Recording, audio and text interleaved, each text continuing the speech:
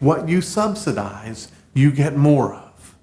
So let's look at some of the unintended consequences that come from some of these programs. Take a look at these charts that show us, for instance, first, the growth of the numbers of those on welfare since the radical increase in welfare programs with the Great Society in the 60s.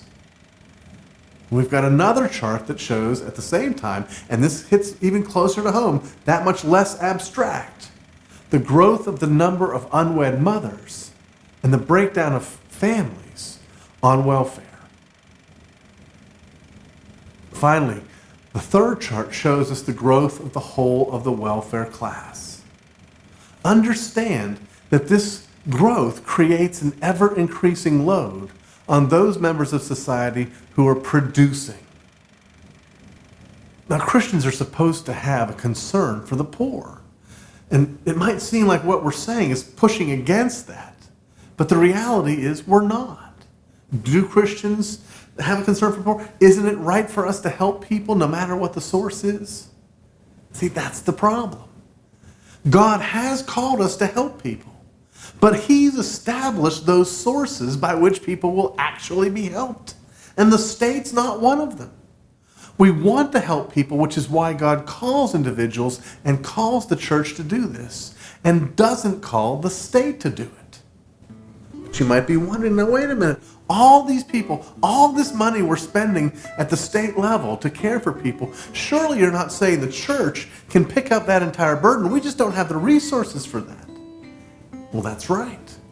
We've gotten into this mess over a long period of time, and it's going to take a long period of time to get out of this mess. But do understand this, as we begin to push back against the welfare perspective, we're going to see those who are able suddenly entering into productivity, entering into freedom, entering into no longer being dependent. Those who simply cannot do that, then we would have the resources to care for them.